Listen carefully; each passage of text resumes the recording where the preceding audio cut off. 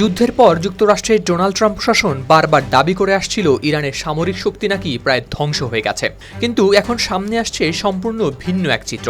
মার্কিন গোয়েন্দা বিভাগের গোপন মূল্যায়নে উঠে এসেছে ভয়াবহ হামলার পরও ইরান তাদের সামরিক সক্ষমতার বড় অংশই নাকি পুনরুদ্ধার করে ফেলেছে।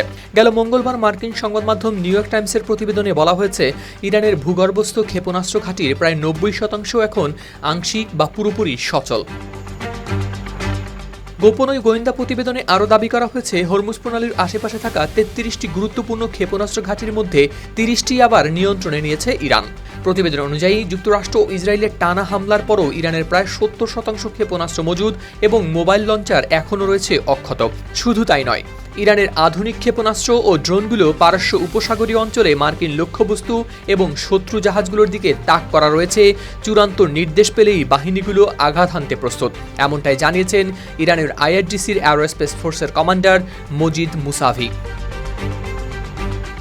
অন্যদিকে যুক্তরাষ্ট্র এই তথ্য পুরোপুরি অস্বীকার করছে। হোয়াইট হাউসের মুখপাত্র অলিভিয়া ওয়েলস ইরানের সামরিক সক্ষমতা ফিরে পাওয়ার এ দাবি নাকচ করে দিয়ে বলেন, ইরান ভালো করেই বোঝে যে তাদের বর্তমান পরিস্থিতি টেকসই নয়। যারা ভাবছেন ইরান তার সামরিক শক্তি পুনর্গঠন করেছে, তারা হয় বিভ্রান্তিতে আছেন, না হয় ইসলামিক রেভলিউশনারি গার্ডকোরের হয়ে কথা বলছেন। তবে যুদ্ধ চলাকালে ইরান যে মধ্যপ্রাচ্যে যুক্তরাষ্ট্র ও ইসরায়েলের বিভিন্ন কৌশলগত লক্ষ্যবস্তুতে শতাধিক ধাপে পাল্টা হামলা চালিয়েছিল, সেটিও উল্লেখ করা হয়েছে প্রতিবেদনে।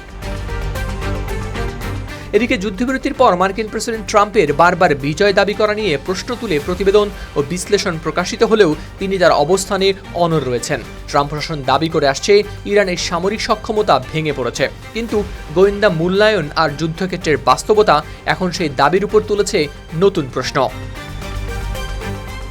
হাওলাদার শামীম, RTV।